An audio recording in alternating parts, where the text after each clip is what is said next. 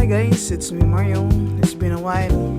Wala tayong update. So ito nga, share ko sa inyo yung aking new life na malayo sa wife, malayo sa pamilya guys. So kababalik ko lang dito sa aking workplace and ako naman ay maglilinis kasi almost a week ako wala dahil nag-forced leave and pabalik na ako dito sa aking pinag-stayhan.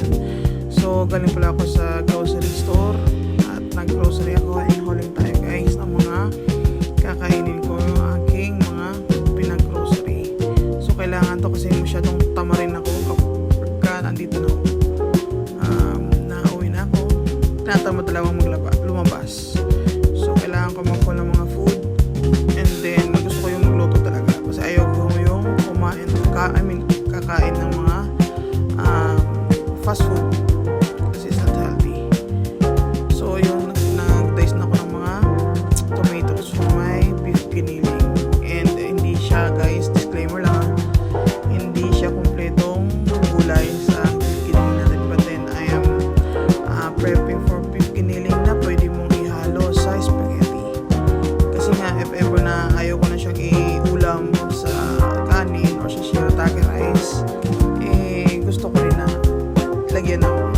Ilagay sa spaghetti. So spaghetti noodles na lang yung kailangan ko yung sa 7-Eleven, yung maliliit like guys no pang one serving. Okay na yun. Pwede na pantawid na yun breakfast kung gustuhin ko. And that time pala guys is kausap ko yung aking wife. Ayun, nag-uusap kami the virtual video call and while prepping my meal. So I am inspired doon sa mga